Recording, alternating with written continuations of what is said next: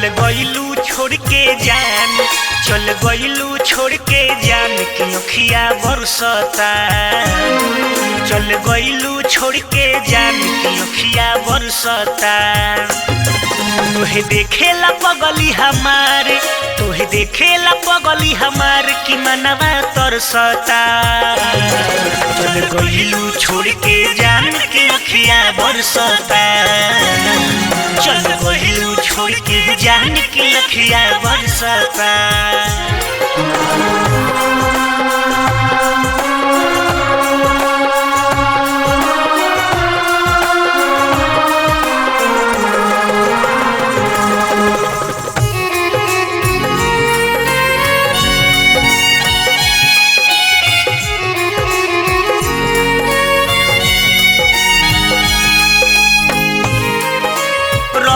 हरिहर तोड़ दिहलू तू फूल के डाली हो। प्यार से भरल दिलवा के तू कैलू खाली हो।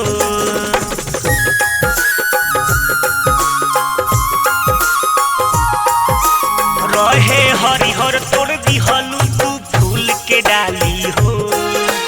प्यार से भरल दिलवा के तू कैलू खाली हो। बनलू काहे जान इतना हर जाई, इतनो ना सोचलू कि दीवाना मर जाई। अब मिले खातिर हो यार, अब मिले खातिर हो यार कि मनवा तरसता। चल गइलू छोड़ के जान की अखिया बरसता। चल गइलू छोड़ के जान की अखिया बरसता।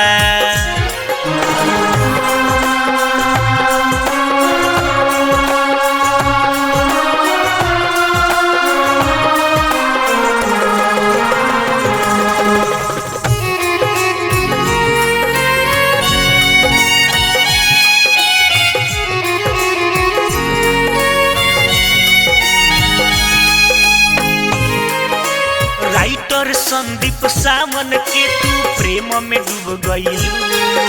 बिरंजन के दिलवा में कांटा बन के चुभ गइलू।